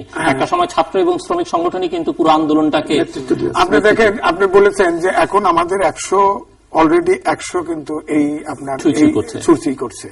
কিন্তু যখন এই আন্দোলন অবরোধ ছিল না, বেশ কিছুদিন কিন্তু দেশ শান্ত ছিল, তখন কিন্তু দেখা গেছে ছাত্রলীগ নিজেরা আপনার 172 জন কিন্তু নিজেদেরকে কিন্তু হত্যা করেছে। সুতরাং আমাদের আসলে রাজনৈতিক কালচার যদি এর পরিবর্তন না আসে, তাহলে কিন্তু এই দেশে শান্তি আসা খুবই কঠিন। এবং সেখানে এটা যে কিভাবে আসবে, এবং এই নেতৃত্বই কিন্তু বারবার আমাদেরকে নেতৃত্ব দিচ্ছে, নেতৃত্বের পরিবর্তনও ঘটছে না। সুতরাং এখান থেকে আমাদের পক্ষে পরামর্শ দেওয়া কঠিন। শুধু এইটুকুই বলতে পারি যে আমাদের জন্য বোধহয় দুর্যোগ আরো অপেক্ষা করছে। আমরা কি এখন এই যে বর্তমান যে অবরোধকে কেন্দ্র করে, এবং সরকার তুলবেন, বিরোধী দল অবরোধ চালিয়ে যাবে তাদের লক্ষ্য অর্জন না হওয়া পর্যন্ত, সরকার আপনার গণগ্রেপ্তার, ক্রসফায়ার, অ্যারেস্ট এগুলি করে আপনার যে কোনো ভাবে হোক বিরোধী দলকে নির্মূল করবে, এটা যদি হয় আলটিমেটলি হয়তো আমরা বড় জোর পাকিস্তান, একটা ফেল স্টেট, অথবা ইরাক, অথবা লিবিয়া, আফগানিস্তান এদিকে যাব, অথবা সবচেয়ে যদি মঙ্গলজনক কিছু আসে, আমার কাছে মনে হচ্ছে কেন যেন আমরা শেষ পর্যন্ত বার্মা হয়ে না যাই। আমরা এটা আমাদের কাম্য না। আমার বিশ্বাস দুই পার্টির মধ্যেই সচেতনতা এবং আসবে যে এই দেশে গণতন্ত্রকে ফিরিয়ে আনতে হবে। ডক্টর হাসিবুর রহমান, এবং ইলেকশন তো আপনার কাজের অংশ, সে কারণে তো ইলেকশনের প্রসঙ্গটাই মূলত ডক্টর মাহবুর রহমান মনে করেন যে সমাধানের একমাত্র পথ হচ্ছে যে আপনি যেভাবে দেখেন। জুলি ভাই, আপনি একটু আগে বলছিলেন যে আমাদের সংকটের কারণ কোথায় এবং সেখান থেকে সমাধানের উপায় কি। এই প্রসঙ্গে আমি একটু বলতে চাই, আমি শর্ট টার্ম যদি এই সংকটের উৎসটা খুঁজতে চাই তাহলে যেটা দেখব সেটি হচ্ছে 5ই জানুয়ারি নির্বাচন কেন্দ্রিক। এখন অনেকেই কথা বলছেন যে নির্বাচন তো কনস্টিটিউশন অবলিগেশন একটি হয়ে গেছে। এটাও ঠিক যে আপনার লেজিটিমেসি দুইটা পথেই অর্জিত হয়, একটি হচ্ছে মরাল প্রিন্সিপালের ভিতর দিয়ে আর একটি হচ্ছে কনস্টিটিউশনাল প্রিন্সিপালের ভিতর দিয়ে। কনস্টিটিউশনালি একটা নির্বাচন হয়েছে, সেটার বৈধতা আছে, কিন্তু আপনার নৈতিকতার যদি দিকটা দেখেন সেদিক থেকে কিন্তু একটা প্রশ্ন থেকেই যায় এবং সেই জায়গা থেকেই বোধহয় একটি সংকটের সূত্রপাত এবং সেই সংকট ধীরে ধীরে আপনার এমন একটা পর্যায়ে চলে গেছে যেটাকে আমরা বলছি ওয়ে অফ নো রিটার্ন, অর্থাৎ আর ফিরে আসার কোনো উপায় নেই। এটা অনেকেই বলতে চাচ্ছেন, কিন্তু আমি এই জায়গাতে একটু দ্বিমত পোষণ করছি। আমি মনে করি যে এখনো ওয়ে অফ রিটার্ন আছে, বাট আমরা সেটাকে আসতে চাই না। অর্থাৎ আপনার গেম থিওরিতে একটি কথা আছে যে গেইন গেইন রিলেশন, অর্থাৎ দুইজনই জিতবে এরকম একটি অবস্থার ভিতর দিয়েও কিন্তু এই ক্রাইসিসের উইন সিচুয়েশনে কিন্তু আপনার সমস্যার সমাধান করা যায়। এখন আপনি প্রশ্ন করতে পারেন সেটি কেমন। আমার দৃষ্টিতে আমি যদি বলি যে আপনি মাননীয় প্রধানমন্ত্রী কিন্তু 5ই জানুয়ারি নির্বাচন পরে বলেছিলেন যে আপনার এটা একটা নিয়ম রক্ষার নির্বাচন এবং যথাসময় একটা নির্বাচন হবে। উনি কিন্তু বলেন নাই, আগে বলেছেন, পরে বলেন, সেই প্রসঙ্গে আসছি, এবং বলেছেন যে একাদশ নির্বাচন নিয়ে আলোচনা হতে পারে বা হবে, সে প্রসঙ্গ বলছি। কিন্তু তিনি কিন্তু এটাও বলেন নাই যে এই গভর্নমেন্টের টেনিউরটি 5 বছর প্রলং হবে, সেটিও কিন্তু বলেন নাই। এবং সেই জায়গা থেকে আমি বলতে চাই আওয়ামী লীগ সরকার কিন্তু আপনার একটা ক্রেডিট নেওয়ার চেষ্টা করেন যে আমরাই যতদিন ক্ষমতায় ছিলাম তখনই পিসফুল পাওয়ার হ্যান্ড ওভার করেছি, অন্য কোনো গভর্নমেন্ট করে নাই। এবং সেই জায়গা থেকে মাননীয় প্রধানমন্ত্রী বঙ্গবন্ধুর কন্যা উনি যদি এখনই ঘোষণা দিয়ে বলেন যে আমি তো কখনোই বলিনি যে 5 বছর কন্টিনিউ করব, হয়তো 3 বছর করতে পারি, আপনারা আগে আপনারা থামান সহিংসতা। ইতিমধ্যে কিন্তু বলা হয়ে গেছে 2019 কিন্তু আওয়ামী লীগ, এটা কিন্তু মাননীয় প্রাইম মিনিস্টার বলেন, মাননীয় প্রধানমন্ত্রী কিন্তু বলেননি। এবং সেখানে আমার মনে হয় না উনি যদি এরকম ঘোষণা দেন সেক্ষেত্রে উনি হেরে গেলেন। আমাদের রাজনীতিতে একটা কথা আছে যে হেরে গেল সবই হেরে গেল, আর কিছু পাবার নাই, আমি তা মনে করি না। কারণ 3 বছর পরে যদি একটা নির্বাচনের ডেট হয়, এই নৈতিকতা বিহীন একটি নির্বাচনের ভিতর দিয়ে যদি 3 বছর কন্টিনিউ করে গভর্নমেন্ট, সেটা গভর্নমেন্ট একটা বিজয়ী বরং, এবং শেষ অবধি তিনি একটা বিজয়ের মধ্যে দিয়ে বলবেন যে আমি জনগণের এই সহিংসতা পছন্দ করছি না, বিদায় আমি কিন্তু আগামী 3 বছরের মাথায় একটা নির্বাচন দিব আর সহিংসতা আপনারা বন্ধ করেন। তাহলে বিএনপির আপনার আপাতত দৃষ্টিতে এটা হলো আওয়ামী লীগের দিক থেকে বিজয়। আর বিএনপির দিক থেকে উইনিং সিচুয়েশন যদি বলেন, বিএনপি বলতে পারবে যে আমরা যে নির্বাচনের কথা বলছিলাম সেই নির্বাচনটি কিন্তু আমরা আপনার লেজিটিমেটিক ক্রাইসিস ছিল, সেই ক্রাইসিস থেকে উত্তরণের জন্য আমরা নির্বাচন দাবি করছিলাম এবং সেই নির্বাচন কেন্দ্রে কিন্তু এই সহিংসতা ছিল, এটাকে তিনি একটা গ্রহণযোগ্য পর্যায়ে নিতে পারবেন। সহিংসতাকে কিন্তু না, কিন্তু মধ্যবর্তী নির্বাচন দিলেই যদি বিএনপি মেনে নেয় বা তাহলে বিএনপির আন্দোলনের যৌক্তিকতা কি থাকলো? কারণ বিএনপি তো বলছে অংশগ্রহণমূলক, আচ্ছা তারা অংশ নিল, ধরে নিলাম সেটি যৌক্তিক, গ্রহণযোগ্য, তাদের কাছে গ্রহণযোগ্য হলো, তারা মনে করলো, সেটিও মেনে নেওয়া গেল। কিন্তু তাহলে যে তারা এতদিন আন্দোলন করলো, অর্থাৎ 2014 নির্বাচনের আগে যে 6 মাস গেল, সেই সময় তারা এই যে বহু পঞ্চদশ সংশোধনী পাশ হওয়ার পর থেকে যে তত্ত্বাবধায়ক সরকার বা এটি নির্দলীয় নিরপেক্ষ তত্ত্বাবধায়ক সরকার অধীনে নির্বাচন হতে হবে, সেটি যদি আওয়ামী লীগ বা বর্তমান সরকার না দেয়, সেই জায়গাতে একটু বলছি আমাদের দেশের রাজনীতি, সেই প্রশ্নের শুরু কিভাবে করবে? আমাদের দেশের রাজনীতির একটা ব্যাপার হয়ে গেছে কি আমরা শর্ট টার্ম একটা কিছু অর্জন করতে চেষ্টা করি, কিন্তু লং টার্ম না। ধরেন বিএনপি ওই সময় নির্বাচন মেকানিজম করে বয়স বাড়িয়ে কেয়ারটেকার গভর্নমেন্টকে ম্যানিপুলেট করে নির্বাচনে থাকার একটা ব্যবস্থা করেছিলেন এবং তার পরিণতিকে আপনি দেখেছেন যে তার পরিণতিতে কিভাবে বিএনপিকে হস্তনস্ত হতে হয়েছে। ঠিক একইভাবে আওয়ামী লীগ যদি সেই চূড়ান্ত পরিণতিতে না গিয়ে আপনি একটি নির্বাচনের ভিতর দিয়ে পিসফুল ডিপার্চার হয়, তাহলে কিন্তু আপনার অতদিন ক্ষমতা থেকে দূরে থাকতে হবে না। হয়তো আমি বলি কেন, তারাই তো হয়ে আসতে পারেন, অথবা এই 5 বছর না হলেও পরের 5 বছর আসতে পারবেন, এটা হলো শর্ট টার্ম। কিন্তু আওয়ামী লীগ যদি পরিণতি হয় খারাপ পরিণতির ভিতর দিয়ে সরকার তাহলে কি করতে হবে? নির্বাচন দেওয়ার মধ্যে সমাধান দেখছেন কিনা? না, এখন আপাতত এই সরকারের অধীনে আরেকটি নির্বাচন যদি হয়, সেই নির্বাচনে আপনার কি মনে হয় 20 দলীয় জোট যাবে না যাবে না? না, এই সরকারের অধীনে তো সেটা নির্বাচন হবে না, কারণ যেটা কার অধীনে হবে সেটাই তো নিয়ে প্রশ্ন। সেই জায়গাতে তো আপনার বসতে হবে যে একটা কনস্টিটিউশন 2 দল সংলাপে যেতে হবে। সংলাপ যেটা বলছেন ভাই, হুট আপ টুসের মধ্যেও কিন্তু সংলাপ হয়েছে। রাজনীতি করতে হলে তো আপনাকে সংলাপ করতেই হবে। সংগ্রাম করবেন না, তাহলে রাজনীতি করবেন কি করে? তাহলে বলতে পারেন যে আমরা রাজনীতিকে এক পাশে সরিয়ে আমরা রাষ্ট্র ক্ষমতাটাকে দখল করার জন্য মারামারি করছি, কাটাকাটি করছি, এছাড়া তো কিছুই নয়। কর্নেল শাহ আলম, আমি প্রথমত বলবো যে সরকার তার দিক থেকে ঠিক আছে, বিএনপিও তার দিক থেকে ঠিক আছে, বিএনপি জোট। এখন এমন একটা অবস্থায় গিয়েছে যে সরকার এক্সপেক্ট করছে বিএনপি তার আন্দোলন বন্ধ করে দিক, কিন্তু এটা বলছে না যে আন্দোলনটা বন্ধ করার পর আমরা এই ইস্যুতে আলোচনা করব, এই ডিক্লারেশন দিচ্ছে না। আলোচনা করবেন না তারা স্পষ্ট করে বলছেন, বলে দিচ্ছেন। যদি এরকমটা হতো যে আপনারা আন্দোলন বন্ধ করেন, আপনাদের নৈতিক যে জিনিসটা আমরা মেনে নিলাম, আসুন আমরা কোন কোন ইস্যুতে আমরা আলোচনা করব, আপনাদের ইস্যু দেন আমাদের কাছে। এবং এটা শুধু বিএনপির সাথে সলভ করলে হবে না, যতগুলো রিকগনাইজড পলিটিক্যাল পার্টি দেশের মধ্যে আছে, রেজিস্টার্ড যেগুলো আছে, তো আসলে যাই বলি না কেন বাংলাদেশে বিএনপি আর আওয়ামী লীগের আন্ডারস্ট্যান্ডিং। এনিওয়ে আপনি স্বীকার করে নিলেন যে কথাটা আমরা বলেছি যে এই দুটো দলের মধ্যে, না আমি আমি তো সেটি বলছি, আমি ওটি আপনার কথা বুঝেছি যে তাতে হয়তো পরিস্থিতি শান্ত হবে, কিন্তু জনগণ আসলে কি পাবে? আজকে হয়তো একটু সময় নেবে, হয়তো একটি নির্বাচন হবে, আমি আসছি আপনার কাছে, আপনি বলবেন নির্বাচন হবে, নির্বাচনে আওয়ামী লীগ বা বিএনপি যে কেউ জিতবে, আবার তারা তাদের মতো করে চলবে, দুপক্ষের যে রাজপথে থাকবে সে তার মতো করে চলবে যে ক্ষমতাতে। কিন্তু এই দশা থেকে তো এই যে মানে অপশক্তি বা অশুভ তৎপরতা থেকে তো বাংলাদেশ মুক্তি পাচ্ছে না, সেটি আমার প্রশ্ন ছিল। এই বিশেষ সাইকেল থেকে বের হওয়ার কোন পথ নাই, বিশেষ করে দলীয় সেই নির্বাচন নিয়ে আলোচনা চলতেই থাকবে, অবস্থা হতে থাকবে, 2 বছর যাবে, তারপরে যে যার মতো করে নির্বাচনকে নিজের 2 বছর পর ওই একই আন্দোলন আসতে থাকবে, জ্বালাও পড়াও হতেই থাকবে। এবং আমরা আফ্রিকান যে বিবদমান যুদ্ধ, যে সমস্ত দেশের মধ্যে যুদ্ধ বিধ্বস্ত নিরসন করার জন্য আমাদের দেশ থেকে শান্তি রক্ষী যাচ্ছে, ওদেরই মতো কোন একটা ব্র্যান্ডেড কান্ট্রি হয়ে যাবো আজীবনের জন্য। কি চিরকাল তো কেউ বেঁচে থাকবে না?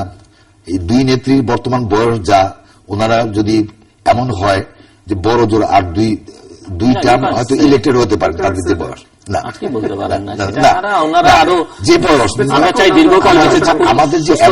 আমাদের যে এভারেজ লাইফ টেনিউর, এতে এরপর আর এফিসিয়েন্সি উত্তরসূরিরাও আছেন তো সবাই তৈরি। আচ্ছা, এখন কথা হচ্ছে যদি সংবিধানের অনুপাতেই দেশ চলে এবং সংবিধানে যদি বলা হয়ে থাকে জনগণ ক্ষমতার উৎস, কিন্তু কার্যত আমরা দেখছি জনগণের কোন ক্ষমতা নেই। এখন দেখা যাচ্ছে যে পাওয়ার comes from the barrel of the guns, যেমন এখন আমাদের পুলিশের ব্যারেল থেকে পাওয়ার বেরোচ্ছে, তারপর বিজিবির থেকে বেরোচ্ছে, র্যাবের থেকে বেরোচ্ছে, এবং ওই ধরনের পাওয়ার আমরা এখানে এস্টাবলিশ করতে চাচ্ছি। আমি এটা যদি এই ধরনের কথা তো অনেক মহারথীর এখানে বলেছেন, অনেক বিজ্ঞ লোক এখানে বলেছেন, আন্তর্জাতিক খ্যাতি সম্পন্ন লোকেরা এখানে বলেছেন, কিন্তু কেউ কথাগুলো শুনছে? ওরা মনে করছেন যে ওনারাই মহাজ্ঞানী, আর বাদ বাকি যারা এই সমস্ত বিভিন্ন টক শোতে থাকে তারা সব বেকুপের দল এখানে এসে কথাবার্তা বলে, কাজে এদেরকে ধর্তব্যের মধ্যে নেওয়া উচিত না। অনেক ভালো ভালো সাজেশন আসছে, আমি নিয়মিত আপনাদের প্রোগ্রাম দেখি, বিভিন্ন চ্যানেল, যারা সংলাপ চান তারা পাগল, সেটি বলা হয়েছে। এখন সংলাপটা আপনি মনে করেন যে সরকার বলতেছে যে এরা পাকিস্তান বানাতে চায়, আমি কিন্তু কোন রাজনৈতিক দলের সমর্থন করে বলতেছি না যে ওরা বাংলাদেশকে জঙ্গি বানাতে চায়, পাকিস্তান বানাতে চায়। আচ্ছা, পাকিস্তান বানাতে গেলে তো তাহলে যদি আপনার 33% লোক যদি তথাকথিত সরকার ডিক্লেয়ার পাকিস্তানি মনোভাবাপন্ন লোকের হয়, তো 5.5 কোটি লোক, 5.5 কোটি লোকের পাকিস্তানে পাঠাইতে গেলে পাকিস্তানের সরকারের সাথে তো আলোচনা করতে হবে নাকি? নাকি মোহাম্মদপুরে বিহারি বস্তি আছে, তারা এখন মনে করেন যে এরা পাকিস্তানি, তাদেরকেই পাঠানো যাচ্ছে না। যখন মুক্তিযুদ্ধ হলো বিহারি ক্যাম্প থেকে, যখন কত বছর হয়েছে, প্রায় আপনার 40-43 বছর, ওদের বর্তমান প্রজন্মের যারা 40-45 তারা স্বাধীনতার সময় জন্ম হয় নাই বা হইল বাচ্চা, ওরা তো ক্রিমিনাল ছিল না, ওরা তো পাকিস্তানিদের পক্ষে রাজাকারও হয়নি, আলবদরও হয়নি, কিছুই হয়নি। ওদের বাপ দাদারা যারা এগুলিতে জড়িত ছিল ইয়াং বয়সে, তাদের প্রায় 75% ন্যাচারাল ওয়েতে মারা গেছে, আর কিছু যারা বেঁচে আছে এত বছর পর আমরা এটাকে জাতিটাকে অত্যন্ত সুপরিকল্পিতভাবে দ্বিধা বিভক্ত করলাম। আমরা দেখেন ফ্রন্টগুলি কিভাবে খুলে আজকে এই অক্টোপাসের জালের মধ্যে আমরা আটকাইছি। তারপরে আপনি জাতিটাকে ভাগ করে দিলেন যে স্বাধীনতার পক্ষ এমন কোন বেকুব আছে স্বাধীনতা পছন্দ করে না। বন্য গরু একটা গোয়াল করে বাইরে রাখেন, সেও চাইবে দড়িটা ছিঁড়ে আরেকজনের ক্ষেত খাওয়ার জন্য স্বাধীনতা চায়। আর আমরা তো মানুষ, রেশনাল মানুষ, কোন রেশনাল মানুষ কি আরেক দেশে বন্দিত্ব বা দাসত্ব করার জন্য সমাধান কি চেষ্টা বা করে? সমাধান একটা, যদি কথা শুনে। আচ্ছা। আমি তার পরিণতির আগে বলে দিই, তারপর আচ্ছা, কি পরিণতিটা পরিণতি হবে বলেন আপনি। তারপরে আমি সমাধানে যাব। পরিণতি হবে যে এই পুলিশ, র্যাব এবং মার্শালের উপর নির্ভর করে এটা ধরে রাখা যাবে না।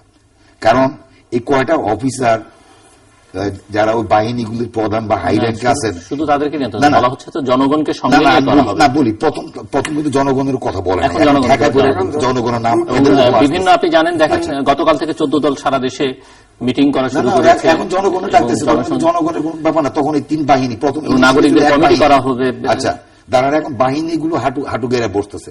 কারণ এই বাহিনীতে যারা চাকরি করে কতদিন তারা ছুটি ছাড়া আপনি রাস্তা রাস্তা ঘুরাবেন? কি ইনসেন্টিভ দিয়ে তারা রাস্তার মধ্যে ব্যস্ত রাখবেন? কি জন্য সে তার লাইফের রিস্ক নিয়ে রাতের অতর্কিতে পেট্রোল বোমা খাবে? এটা কোন আদর্শ? আমি কি স্বাধীনতার জন্য লড়াই করতেছি?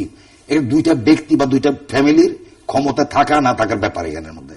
আর কিছু লোক যারা এই ক্ষমতা ধরে রাখা অথবা ক্ষমতা যাওয়ার জন্য এগুলোর ওই সমস্ত স্বার্থবাদী যারা নিজেদের স্বার্থের জন্য এই দলগুলির জন্য এই কট্টর দৃষ্টিভঙ্গিতে চলে গেছে, চরম দৃষ্টিভঙ্গিতে। যদি জনগণই সেবার একমাত্র উপযোগ্য বিষয় হতো, তাহলে তারা জনস্বার্থে কাজ করতেন। পরিণতির কথা বলেন, আমি আচ্ছা, 2 লাইনে শেষ করেন, আমি আবার ওনাদের কাছে যাব। এখন এই পরিণতিটা কি হবে? এই যেটা এ পর্যন্ত বলে আসা হচ্ছে বা যেভাবে অ্যাকশন আগাচ্ছে, সরকার তো পারছে না। তো সবকটা বাহিনী বাকি রয়েছে, সেনাবাহিনী, নৌবাহিনী এবং বিমান বাহিনী। আপনি বিডিআর কে নিয়ে আসছেন দেশের অভ্যন্তরে রাস্তা পাহারা দেওয়ার জন্য। বর্ডারটা কি দেখে? ওদের তো দরকার ইয়াবা ঠেকানো, চোরাচালানি আটকানো, ইলিগেল আর্মস আটকানো। তো এই আর্মস গুলি আসতেছে কোথায় যায়? স্মাগলাররা তো বসে থাকবে না, ওরা তো বসে বসে সেনাবাহিনীকে আপনি জরুরি অবস্থা ছাড়া তো নামাতে পারবেন না। না, দাঁড়ান না, জরুরি অবস্থা ছাড়া নামাতে, জরুরি অবস্থা ডিক্লেয়ার করলো সেনাবাহিনীর এরকম ক্লামজি পজিশনে আসা উচিত না। প্রধানমন্ত্রী বলেছেন জরুরি অবস্থা তো ঘোষণার মতো পরিবেশ তৈরি হয়নি। সেনাবাহিনীর উপর আস্থা নাই ওনার, থাকলে অনেক আগেই সেনাবাহিনী দিয়ে দিতেন। আর সেনাবাহিনী যদি আসে, তাদের উচিত হবে ক্ষমতা আঁকড়ে না ধরে থেকে 6 মাস বা 1 বছরের মধ্যে কনস্টিটিউশনের মধ্যে যে সমস্ত ঘাপলার কারণে সমস্যাগুলি বারবার রিপিটেড হয়ে আসতেছে, যে কতগুলি পার্টিকুলার ক্লজ যেখানে কনস্টিটিউশনের মধ্যে, কারণ প্রত্যেকে যার যার সুবিধা মতো সেনাবাহিনী তো সরকারের অধীন হয়ে সরকারের হয়ে আসবে।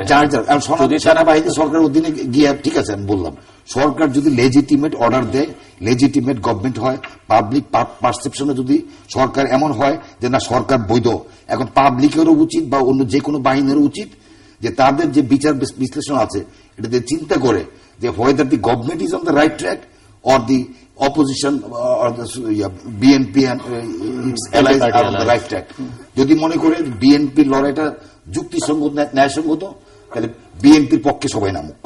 আর যদি মনে করে সরকার সঠিক নিয়মে চলতেছেন, উনি সরকার সঠিক পথ আছে, সরকারের দিকে না, এই দুইজনকে দিয়ে যুদ্ধ করে দর্শক থেকে লাভ নাই। জি, ডক্টর মাহবুব বলতে পারবো? জি, আচ্ছা, আমি যেটা বলছি যে আসলে 1 মিনিটে আচ্ছা, বলেন। আসলে কিন্তু বিএনপি কিন্তু এখন তত্ত্বাবধায়ক সরকারের দাবিতে আর নাই। কোথায় আছে? তারা 7 দফা দাবি দিয়েছে, তারা নিরপেক্ষ একটা নির্বাচন তারা চায়। এখন আমার প্রশ্ন হচ্ছে যে সমাধান, মানে নির্বাচন যদি নিরপেক্ষ হলো, এটি তো একটা অন্য রকমের আমি কথা। সেটাই নিরপেক্ষ বলছি। হলো, বিএনপি হেরে গেল, তখন আবার আরেকটা আমি সেটাই বলছি যে এখানে আপনার সমাধানের পথ একটা শর্ট টাইম, একটা শর্টকাট, একটা হলো লং টাইম। তাহলে সরকারের কথা তো ওই দিক থেকে ঠিক আছে, যে ঠিক আছে আপনি কি চান, মাঝে মাঝে যে সরকারের দিক থেকে মন্ত্রীবর্গ বলে 7 দফা তো দিয়েছে, 7 দফা তো দিয়েছে। নির্বাচন কিভাবে নিরপেক্ষ নির্বাচন? আমি তো নির্বাচন নিরপেক্ষই করলাম। না, সেক্ষেত্রে আমি বলছি যে একটা নিরপেক্ষ নির্বাচন এই মুহূর্তে সমাধানের রাস্তা, আমি হতাশ নই। এখন এই মুহূর্তে বিরোধী দল বলছে যে তারা অবরোধ প্রত্যাহার করবে না যতক্ষণ পর্যন্ত নিরপেক্ষ একটি নির্বাচন অনুষ্ঠানের ব্যাপারে আশ্বাস না পাওয়া যায়। আর সরকারি দল বলছে যে আমরা কোনো অবস্থাতেই আমরা এই সন্ত্রাসীদের কাছে মাথা নত করব না, সন্ত্রাসীকে দমন পীড়ন করে এদেরকে আমরা নির্মূল করব। এইটা হলো দুটো রাস্তা। তো এখন আমার কাছে কিন্তু মনে হচ্ছে যে এরা আসলে দুইজনই, আমার মনে হয় দুইজনই আটকা পড়েছে, দুইজনই সমাধান চায়, কিন্তু কে আগে পদক্ষেপ নিবে এই জায়গাটা সমস্যা আছে। আমার মনে হয় যে এখন যে সরকার তিনি ক্ষমতায় আছেন, দায়িত্বটা কিন্তু তার বেশি। এখন আপনি পিলখানাতে 57 জন ক্যাপ্টেন থেকে মেজর জেনারেল পর্যন্ত আপনার সেনা অফিসারকে হত্যা করা হলো, এবং আপনারা দেখেছেন যে এই নির্মম হত্যাকাণ্ড পৃথিবীতে যতগুলি বড় হত্যাকাণ্ড হয়েছে তার ভিতরে অন্যতম, অথচ সেই সব সন্ত্রাসীদের সাথেও কিন্তু সরকার আলোচনা করেছে। শান্তি বাহিনী যারা এই দেশের অখণ্ডতা নিয়ে প্রশ্ন তোলে এবং তাদের কোন বাংলাদেশের প্রস্তুতি লয়ে তাদের কোন লেজিটিমেসি নাই, তাদের সাথে আলোচনা করে চুক্তিও করেছে। কিন্তু এখন একটি বিএনপি যে 2 বার 3 বার ক্ষমতা এসেছে তাদের সাথে আলোচনাটা কেন করবে না? বোঝা গেছে আপনার।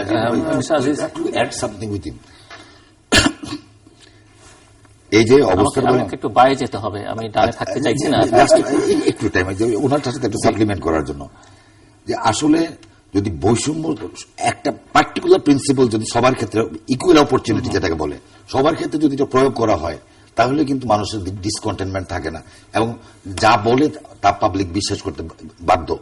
আমি রাষ্ট্রীয় পর্যায়ে এমন উঁচু পদে থেকে আমি এমন কিছু কমিট করা আমার উচিত না যেটা আমি পরে রাখবো না বা আমি ওখান থেকে 180 ডিগ্রি অপোজিট টার্ন করব।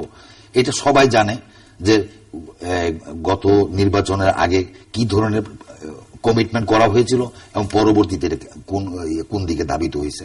তো এই জিনিসগুলোতে যদি আমার সভা করার অধিকার থাকে, আজকে যদি শ্রমিক লীগের লোক যদি গিয়ে গুলশান 2 নম্বর চত্বরে কাঁথা বালিশ বিছিয়ে যদি শুয়ে থাকতে পারে, তার এক পুলিশের হেফাজত দিচ্ছে, তার উপর না কোনো আঘাত আসে। ওয়ারেস একটা দেশের প্রধানমন্ত্রী তার বাড়ির মধ্যে আপনি তার বাড়িতে কাউকে ঢুকতে দিবেন না, খাতা দিয়ে বসাই দিচ্ছেন কে ঢুকে নাম লেখার জন্য। হ্যাঁ, ডক্টর মাহবুব রহমান যেমনটা কর্নেল শাহ আলমও বলছেন এবং আজিজ ওখানে ইঙ্গিত করছেন, এই যে চাপের কথা উনি বলছেন, যে উনি বলছেন বিভিন্ন বাহিনী জনগণ দেখুক, বিএনপি ঠিক হলে তার সঙ্গে তামুক, অথবা সরকার ঠিক থাকলে সরকারের পক্ষে একটা অবস্থান নিয়ে সবাই সোচ্চার হোক, মানে কোন নাগরিকে যেন এখন আর নিশ্চুপ না থাকে, প্রত্যেকের একটা রোল প্রত্যাশা করছেন।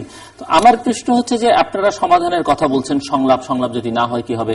এখন দেখা যাচ্ছে যে ধরেন পরীক্ষা, একটা 15 লক্ষ শিক্ষার্থী পরীক্ষা দিচ্ছে, একটি খুবই মানবিক দিক এবং আমাদের শিক্ষা ব্যবস্থার জন্য এই লেভেলের একটা পরীক্ষা পিছিয়ে যাওয়া মানে ছেলে মেয়েদের মনগুলো ভেঙে যায়।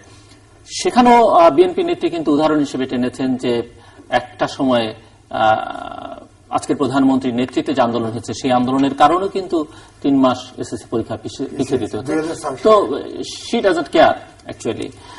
ব্যবসায়ীরা সাদা পতাকা করছেন, মানববন্ধন করছেন, সংলাপের কথা বলছেন, কেউই আসলে খুব একটা কেয়ার করছে না, বরং কখনো কখনো যারা আন্দোলনে আছেন তারা বলেন যে দেশের স্বার্থে, এখন যারা ক্ষমতা আছেন তারাও হয়তো একসময় বলতেন এগুলো মেনেই নিতে হয়। এবং আবার এই যে পলিটিসাইজেশনের কথা বলছে, এখন ট্রেড বডিগুলোর যারা নেতৃত্বে আছেন তাদের রাজনৈতিক সংশ্লিষ্টতা দেখলে তাদের কথায় আসলে অপোজিশন বা যারা রাজপথে আছেন তারা তাদের কথা কতটা শুনবেন সেটি একটি বিবেচনার দাবি রাখে। অন্যদিকে ইন্টারভেনশন ভেতর থেকে কতটা, সেটি প্রধানমন্ত্রী নিজেও বলেছেন যে কোনো সুযোগ নেই, কারণ সাংবিধানিকভাবে সেই সব পথ রুদ্ধ করে দেওয়া হচ্ছে। বিদেশিদের কথা কতটা শোনা হবে না, যদি এবার লক্ষ্য করা যাচ্ছে যে খানিকটা উদ্বেগ প্রকাশ করে বিবৃতি গত 2-3 দিন ধরে বিভিন্ন দেশ দিচ্ছে, কিন্তু সেই অর্থে সেই দৌড়দৌড়িটা আগের মতো লক্ষ্য করা যাচ্ছে না। অবশ্য গত রাতেই বিরোধী দলের নেত্রী জাতীয় সংসদের এখন রওশন এরশাদ ওয়েস্টিন হোটেলে বিভিন্ন দেশের রাষ্ট্রদূত এবং হাই কমিশনারদের সঙ্গে বৈঠক করেছেন। আগের দিন তো আওয়ামী লীগের ইউতে না, সেটি আবার অন্য ইস্যুতে, এটি জানেন না, এটি আসলে রিপোর্টিং হয়েছে যে ওনারা দেখা করতে গেছেন, কিন্তু সেটি আসলে এনজিও সংক্রান্ত আইন কানুন নিয়ে ওনারা দেখা করতে গিয়েছিলেন, কিন্তু সংবাদ মাধ্যমে সেটি আসলে খবরটি ভাবে আসেনি। পলিটিক্যাল কোনো ইস্যুস নিয়ে ওনারা কথা বলতে চাননি। সো আপনি, আমরা যেহেতু শেষের দিকে, সমাধান কিভাবে হতে পারে, সমাধান না হলে কি হতে পারে, কোন ধরনের ইন্টারভেনশন, কোন ধরনের প্রেসারে আদৌ কোনো কাজ হবে কিনা, একটু সবগুলো সম্ভাবনা মাথায় রেখে যদি একটু আলোচনাটা শেষ করে আনবার দিকে যান, 3-4 মিনিট মাথায় রেখে। ধন্যবাদ। প্রথমে আমি বলবো যে আমি ফ্যাটালিস্টিক নই, হতাশাবাদী নই, হতাশার সুযোগ আমাদের নেই, সমাধান আমাদের খুঁজতে হবে। সমস্যার ব্যাপারে আমার মনে জাতীয় ঐকমত্য হয়ে গেছে যে আমরা সমস্যার মধ্যে আছি, বরং যদি কেউ বলে যে আমরা সমস্যার মধ্যে নেই, তাহলে ইট কুড বি তার নিজস্ব সমস্যা, যে তিনি স্বীকার করতে রাজি নন, সমস্যা আছে। এখন সমাধানটা নিয়ে তো আমাদের সমস্যা, মানে আমরা ঐকমত্যে পৌঁছতে পারছি না। সেখানে অবশ্যই সেনাবাহিনীকে জড়ানো ইজ নট এ সলিউশন। অনেক সময় কিন্তু মনে করা হয় যে তৃতীয় বিশ্বে যেটা দেখা গেছে, আমি আমার নিজের একটা লেখা, ক্ষুদ্র লেখা আমি বলেছি যে মনে হয় যে intervention is the remedy to the cure, কিন্তু এই remedy becomes worse than the disease.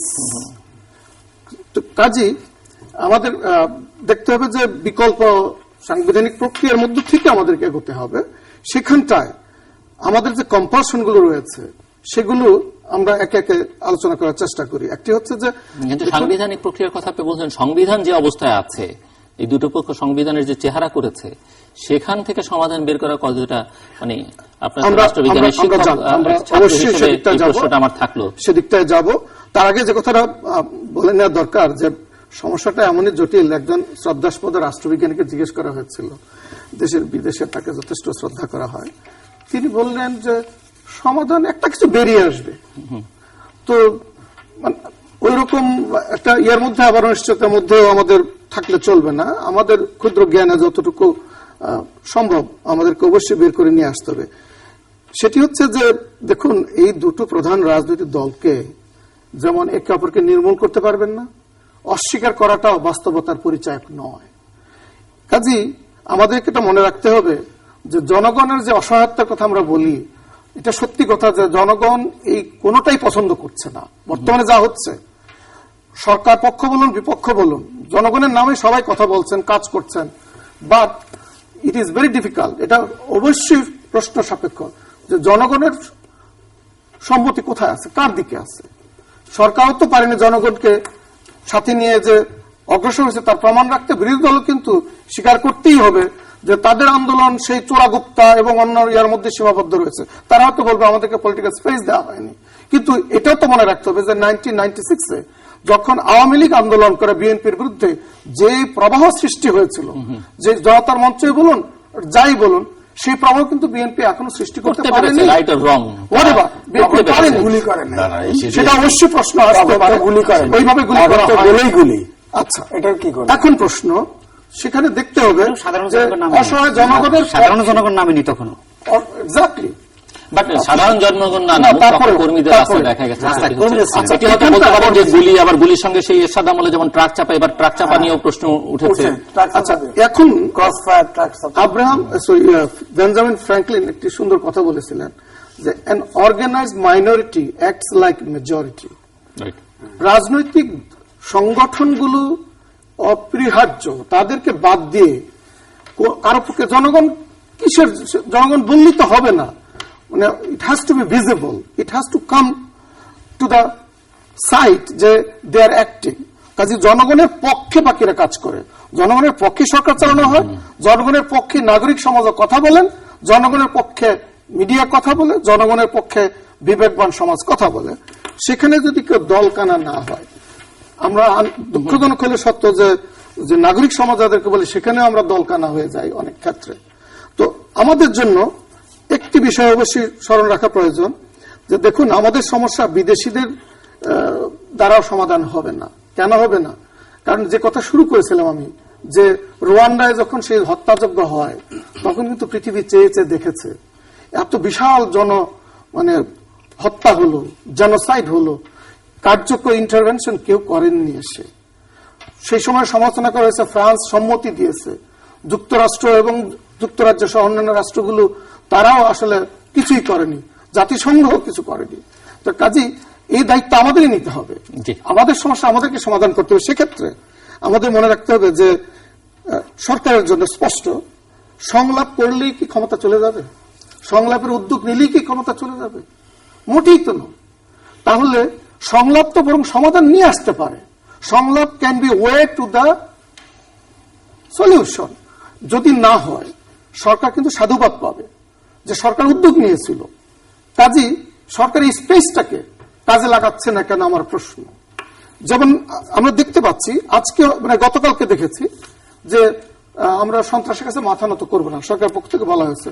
এটা সন্ত্রাসের কাছে মাথা নত করার ব্যাপার নয়, এটি হচ্ছে একটি গণতান্ত্রিক প্রক্রিয়াকে সমুন্নত রাখবার জন্য একটা রাষ্ট্রনায়কোচিত পদক্ষেপ গ্রহণ করা। জি, ডক্টর রহমান, আসবো আবার আপনার কাছে। ডক্টর হাজিবুর রহমান, একটু সংক্ষিপ্ত করে। আমি যেটা বলতে চাচ্ছি যে আমাদের ডেমোক্রেটিক প্রসেস শুরু হওয়ার পর 91-এর পর থেকে আমরা তিনটা নির্বাচনের পিসফুল হ্যান্ড ওভারের পরে আমাদের পলিটিক্যাল লিডারদের ভিতরে কিন্তু ভাষাগতভাবে অন্তত একটা চেঞ্জ দেখেছি। অর্থাৎ আজকে যে পলিটিক্যাল রেটরিক এটা কিন্তু ছিল না, কিন্তু লাস্ট যে নির্বাচনকে কেন্দ্র করে যে আপনার সহিংসতা শুরু হলো বা ক্ষমতায় যাওয়ার জন্য যে মারামারি শুরু হলো, তখন থেকে কিন্তু এখন রেটরিকটা বেশি হচ্ছে। এখন কথা হচ্ছে তারপরেও আপনি যেটা জিলুর ভাই বললেন যে সমস্যার সমাধান কি হবে একটা নির্বাচন হলে অন্তত যেটা হবে সেটা হলো যে ডেমোক্রেটিক প্রসেসটা আপনার অক্ষুণ্ণ থাকবে। একটা ডেমোক্রেটিক প্রসেস যখন অক্ষুণ্ণ থাকে তাহলে হয়তো লং টার্মে গিয়ে আমরা একটা ভালো ডেমোক্রেসিতে আশা করতে পারি। যেমন ধরেন আপনি রাজনীতিবিদ যে এখন শর্ট টার্ম ক্ষমতায় যাওয়ার চিন্তা করে, অর্থাৎ এই 5 বছরের পর আরেক 5 বছর থাকতে চাই, কিন্তু আপনি যদি লং টার্ম রাজনৈতিক গোল হয়, পলিটিক্যাল পার্টির কিন্তু ক্ষমতা যাওয়ার মূল উদ্দেশ্য, কিন্তু ক্ষমতায় যাবেন কি শুধু আগামী 5 বছরের জন্য, আগামী 10 বছর তো ক্ষমতায় থাকতে পারেন যদি সেই প্রক্রিয়ার ভিতর দিয়ে আপনারা রাজনীতি করেন। আজকে ধরেন আমি যেটা বলতে চাচ্ছি যে আপনার 21 বছর পর কিন্তু আওয়ামী লীগ আপনার 96-এ ক্ষমতায় এসছে, সেটা কিন্তু একটা বিতর্কিত অবস্থানের কারণে, যেটাকে বলা হয় বাকশাল ঘটনার মধ্যে দিয়ে, যেটা সেটা যৌক্তিকতা থাকুক আর না থাকুক। আবার ঠিক একইভাবে বিএনপিকে দেখেন আপনার নির্বাচন নিয়ে যখন তামাশা করলো KM হাসানের বয়স বাড়িয়ে, তারপর থেকে আজকে 8 বছর ক্ষমতার বাইরে এবং তাদের অনেক নির্যাতন নিগ্রহ সহ্য করতে হয়েছে। এখন আমি বলতে চাচ্ছি যে এই দুই পার্টি তো ক্ষমতায় আছে, একটা বাইপোলার সিস্টেম কিন্তু আমাদের ডেভেলপ করছে, আপনারাই তো ক্ষমতায় থাকবেন, আর কেউ তো ক্ষমতায় এখনো তৃতীয় শক্তি আসছে না। তো এই মুহূর্তে আমার কাছে যেটা উচিত, এই দুই দলের এই ক্ষমতায় তারাই যাবে, কিন্তু তাদের একটা পিসফুল ওয়েতে আপনার সমাধানে গিয়ে ডেমোক্রেটিক প্রসেসটাকে কন্টিনিউ করা, তা না হলে এই দুই পার্টি এফেক্টেড হবে। আর সে আপনার কাছে আমি একেবারে শেষ মুহূর্তে কর্নেল শাহ আলম 30 সেকেন্ডস করে, তো সময় তো দিল, অনেক কিছু বলার ঠিক আছে, ছিল। আরো 15 সেকেন্ডস বাড়িয়ে দিলাম আপনাকে। দেখেন এটাতে আলোচনা হবে না, এটা অলরেডি ওপেনলি জানাই দিছে, কাজে আমরা ধরে নিচ্ছি আলোচনা হবে না। রাজনীতিতে শেষ কথাগুলো আচ্ছা, আলোচনা নিতে গেলে এমন একটা অবস্থা সৃষ্টি করবে যেখানে ভদ্রোচিতভাবে ওই অবস্থা সৃষ্টি করা যাবে না। বাংলাদেশের ঐতিহ্যে নাই যে ভদ্রভাবে একটা ভদ্র আবেদন করলে ওইটাকে ভদ্রতার সাথে এটা রেসিপ্রোকেট করছে। ওখানে যখন ঠেলা সামলাইতে পারা না যায় তখনই মানুষ হাঁটু গেড়ে বসে, এবং এই যে প্রেসিডেন্ট আগে সেট হয়েছে ওইটার জন্য বারবার এই একই ধরনের জিনিসগুলো হচ্ছে, যে আওয়ামী লীগ বিএনপিকে যেভাবে বাধ্য করছিল, বিএনপি ওই একই স্ট্র্যাটেজি এখন আওয়ামী লীগের বিরুদ্ধে প্রয়োগ করতেছে।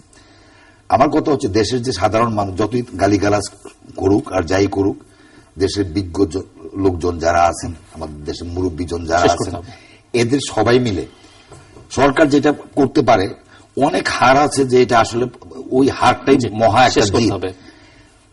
প্রথমেই আমাদের দরকার যে সরকার যেহেতু নিজের তরফ থেকে, বিএনপি আগের সুযোগ নিক আর না নিক, সরকারের তরফ থেকে একটা প্রপোজাল যে ঠিক আছে আপনারা, আমরা সবাই কিনে একটা আলোচনা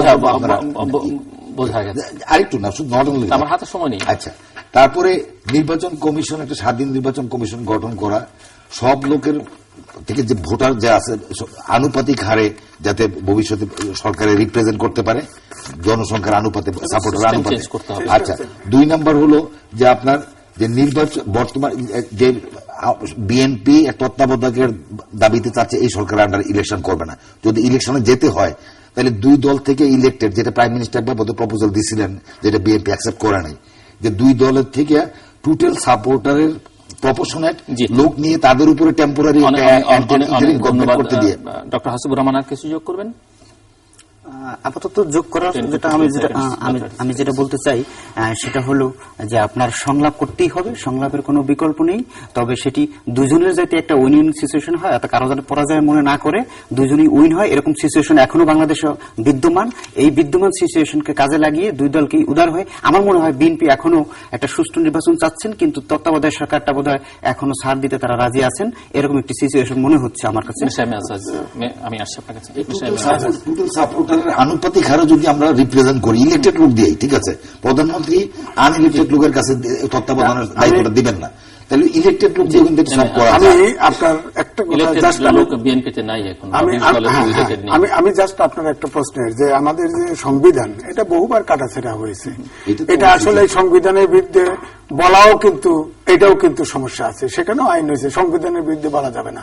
কিন্তু আমেরিকার কনস্টিটিউশন বিরুদ্ধে বলা যাবে না সেটি না, আমেরিকার কনস্টিটিউশন 27 বার পরিবর্তন হয়েছে, পতাকা 26 বার পরিবর্তন হয়েছে, ভারতীয় কনস্টিটিউশন সংবিধান 99 বার হয়েছে, পাকিস্তানের 17 বার।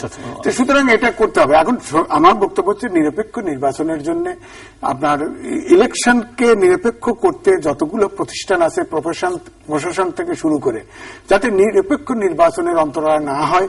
আজকে আমেরিকায় দেখেন একটা সেন্টারে একটা পুলিশ লাগে না, ভারতে ইলেকশন হলো সেখানে নির্বাচন নাই, সুতরাং এটা করা সম্ভব। আমি মনে করি যে আলোচনা হওয়া উচিত। খুব সংক্ষেপে 30 সেকেন্ড। ইকোনমিস্টের একটা মন্তব্য ছিল 2014 সালের নির্বাচনের আগে যে যদি একতরফা নির্বাচন বাংলাদেশে হয় তা আওয়ামী লীগ যে জিতবে তো কোনো সন্দেহ না, কিন্তু বাংলাদেশ হারবে। দুঃখজনক হলেও সত্য মনে হচ্ছে যে আজকে বাংলাদেশ হেরে যাচ্ছে, এবং সেই জন্যই বাংলাদেশকে বিজয়ী করবার জন্য সরকারকে উদ্যোগ নিতে হবে। আমাদেরকে এই কথাটাই মনে রাখতে হবে যে সংঘাত, সহিংসতা মধ্য দিয়ে এই সরকারি দল, বিরোধী দল এবং বাংলাদেশ সবাই হারবে, জনগণ সবাই হারবে। অন দি আদার হ্যান্ড সংলাপ, সমঝোতা মধ্য দিয়ে শান্তি আসলে পরে সবাই লাভবান। এই কথাগুলো বারবার আসছে, অনেকে বারবার বলছে। আমি যে কথা যদি একটু সময় দেন, জাস্ট একটু সময় নেই, আপনি 10 সেকেন্ড শেষ করতে হবে, আমার হাতে সময় দেখেন, নেই। এই ফোর্সগুলোকে দীর্ঘস্থায়ীভাবে আপনার ফেটিকে রাখতে পারবেন না, একটা সময় এটা ব্যাকফায়ার করবে, তারা অফিসারের কমান্ড মানবে না, কমান্ড চ্যানেল ফেল করে যাবে। তারপরে এই অবস্থাতে যদি বিদেশির দৃষ্টিতে যদি এমন হয় যে ইনসিকিউর জায়গায় আমাদের কিছু করণীয় আছে, তারা যদি যৌথভাবে, বিশেষ করে ইউরোপীয় ইউনিয়ন বা আমেরিকা, যাদেরকে একাধিকবার ইনসাল্ট করা হয়েছে এবং যাদেরকে কোনো মূল্যই দেওয়া হয়নি, যাদেরকে ধর্তব্য নেওয়া হয়নি, এরা যদি জয়েন্টলি যদি এমন কোন একটা স্টেপ নেয় যেখানে যে ঠিক আছে পিস কিপিং ফোর্স তোমার দেশের মধ্যে তুমি পিস কিপ করতে পারতেছো না, আমি বিদেশে তোমাদের দেশ থেকে কোনো নেব না, এটার যে একটা সিরিয়াস রিপারকেশন হবে। আর্মি বলেন, নেভি বলেন,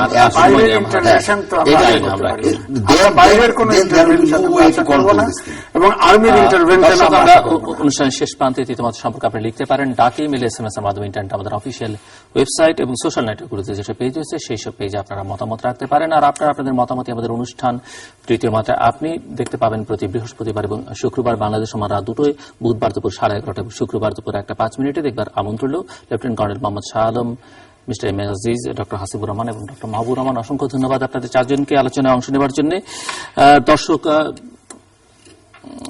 পাগল বললেও আমার অতিথিরা অনেকেই বলছেন যে যারা সংলাপের কথা বলেন তারা পাগল, এবং সেই পাগলের দায় স্বীকার করে নিয়েও তারা সংলাপের মধ্যে, সমঝোতার মধ্যে সমাধান দেখছেন। নিরপেক্ষ বলে কেউ দাবি করলেও একটা সময় বলা হয়েছে যে পাগল এবং শিশু ছাড়া কেউ নিরপেক্ষ নয় বাংলাদেশে, আমাদের রাজনীতিবিদদেরই কথা। সেখানেও বোধহয় সেই পাগলের দায় সেক্ষেত্রে অন্তত আমিও নিতে পারি, যদিও রাজনীতির সঙ্গে, রাজনৈতিক ক্ষমতার সঙ্গে, সরকারের সঙ্গে আমার কোনো সম্পর্ক নেই এবং ভবিষ্যতেও তার কোনো সম্পর্ক থাকবার কোনো সম্ভাবনা নেই, ইচ্ছেও নেই। নিরপেক্ষ বহু মানুষ বাংলাদেশ আছে, বলা যেতে পারে সিংহভাগ মানুষই কিন্তু নিরপেক্ষ। যেহেতু তাদের কোনো ভয়েস নেই, মনে হয় তারা বোধহয় কারো না কারো হয়ে কাজ করছেন, বা কোনো কথা যদি এর বিপক্ষে যায় তিনি মনে করেন উনি বিয়ের হয়ে কাজ করছেন, বিয়ের বিপক্ষে গেলে তিনি মনে করেন এর হয়ে কাজ করছেন, কিন্তু বাস্তবতা সেরকমটি নয়। ওনারা মনে করেন এবং ইন্টারভেনশন কেউই চান না, চারজনের আলোচনা থেকেই বেরিয়ে এসছে, সেটির ভেতর থেকে, বাইরে থেকে। আমাদের যারা উন্নয়ন সহযোগী আছে তাদের পরামর্শ, তাদের যে কোনো উদ্যোগ, যেহেতু তাদেরও এখানে স্টেক আছে, তারা নিশ্চয়ই কথাবার্তা বলবেন, উদ্বেগ প্রকাশ করবেন, চেষ্টাও তারা হয়তো করতে পারেন, সে পর্যন্ত সহনীয়। কিন্তু বাইরে থেকে কেউ এসে এখানে অস্ত্র হাতে ঘুরবে, সেটি বাংলাদেশের মানুষের জন্য সহ্য হবে না, সেটি আমরা চাইও না। তৃতীয় যে কথাটি আলোচনার মধ্যে এসছে যে সংলাপ, সমঝোতা কোনো বিকল্প নেই, রাজনীতির ভেতর থেকে আমরা সমাধান চাই, রাজনৈতিকভাবে সমাধান চাই। তার সঙ্গে বোধহয় আমাদের এই সমাধানের সঙ্গে আমাদের রাজনৈতিক নেতৃত্বের মনস্তত্ত্ব একটা পরিবর্তন, কিন্তু বড় ধরনের পরিবর্তন দরকার। সেটি না আনা গেলে আসলে এই সব সমাধানের আলোচনাও করাও ঠিক নয় এবং তা থেকে সমাধানও বেরিয়ে আসবে না। এক ধরনের উইন উইন সিচুয়েশনের মধ্য দিয়ে, অর্থাৎ উভয় পক্ষকে বিজয়ী করেই কিন্তু একটা সমাধান বের করে আনা সম্ভব। এবং সবচাইতে বড় কথা হচ্ছে যে আমাদের রাজনৈতিক নেতৃত্বের স্বার্থে, রাজনীতির স্বার্থে, রাজনৈতিক দলগুলোর স্বার্থে এই সমঝোতায় আসাটা খুব জরুরি। অন্যথায় বাংলাদেশ বিপদে পড়বে, বাংলাদেশের অর্থনীতি, শিক্ষা ব্যবস্থা, রাজনীতি, সমাজ সবটাই বিপদাপন্ন হবে। হয়তো সেখান থেকে বাংলাদেশের মানুষের যে অতীত ইতিহাস ঘুরে দাঁড়াবার, মুক্তিযুদ্ধের মধ্য দিয়ে, মুক্তিযুদ্ধ পরবর্তীকালে বা তারাও আগে বিভিন্ন সংগ্রামে, সেখান থেকে হয়তো বাংলাদেশের মানুষ ঘুরে দাঁড়াতে পারবে। কিন্তু যে রাজনীতি এখন আমাদের দুই প্রধান রাজনৈতিক দলের নেতৃবৃন্দ করছেন, তারা ঘুরে দাঁড়াতে পারবেন কিনা, তাদের সেই বয়স, সেই সাহস, সেই শক্তি, সেই সামর্থ্য আছে কিনা, বা সেই সুযোগ তারা পাবেন কিনা, সেটি কিন্তু একটা বড় প্রশ্নবোধক চিহ্নের মধ্যেই থাকছে। অন্তত এরকম একজন নেতার কথা উদ্ধৃত হয়েছে, যিনি এখন সরকারের মন্ত্রীও আছেন, যে 2007-08 শিক্ষাটুকু যদি তাদের থাকে তাহলে হয়তো তারা সুপথে হাঁটবেন এবং আমাদেরকে একটা আশার আলো দেখাতে পারেন। সময় খুব বেশি নেই, কারণ ইতিমধ্যে বহু মানুষ জীবন দিয়ে ফেলেছে এবং তার চাইতে বড় কথা বাংলাদেশের 16 কোটি মানুষের প্রত্যেকটি নাগরিক, বোধ করি দেশের প্রধানমন্ত্রী থেকে শুরু করে যিনি আন্দোলনের ডাক দিয়ে নিজ কার্যালয়ে বসে আছেন, তিনিও নিরাপত্তা নিয়ে শঙ্কিত। এই অবস্থা চলতে পারে না। এই অসহায় দশা থেকে বাংলাদেশের মানুষ মুক্তি চায়, বাংলাদেশ মুক্তি চায়। দর্শক, আমাদের সঙ্গে থাকবার জন্য অসংখ্য ধন্যবাদ। নিরাপদে থাকবেন, স্বস্তি খুঁজবার চেষ্টা করবেন এবং নিজের যে কণ্ঠ, সেই কণ্ঠকে জাগ্রত করবার সময় কিন্তু এখন। আপনাদের সবার জন্য আরো একবার শুভকামনা।